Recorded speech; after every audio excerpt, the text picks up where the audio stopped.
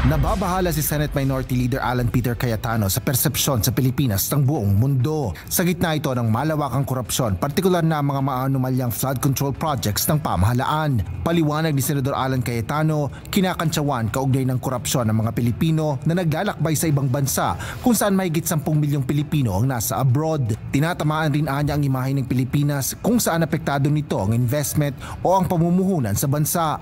Hindi sustainable yung paraan kung paano natin ina-address ang corruption, ang massive corruption. We have to address it. We have to address it. We have to be decisive. Kailangan may major reforms at tunay na pagbabago. Kailangan may makulong.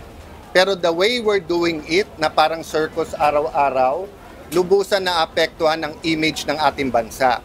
Naniniwala rin ang mambabatas na may ilang tao na laban kay Senator Joel Villanueva at sa Senate Minority Bloc. Ngunit habang ginuguluan niya ito ng mga mastermind, sila ay nakakawala. Sa tingin din nito ay hindi lang isang mastermind sa katiwalaan sa flood control, kundi isang grupo ng mga tao na nagsama-sama. Binigyan din ni Cayetano ang kahalagahan ng investigasyon sa krimen, kung ano ang kwento at ang working theory kung saan makikita ang motibo.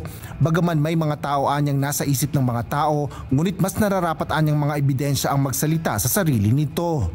Hindi ako naniniwala dun sa mag-name ka muna to follow yung ebidensya. Dun ako sa lumabas muna yung ebidensya, tapos alam na natin kung sino. Hiling ni Senador Alan, tayuan ng buong Senado ang mga mali na nakikita ng lahat ngayon. Asher Cadapan Jr., UNTV News and Rescue. Diyos ang aming sandigan, serbisyo publiko ang aming pinahahalagahan.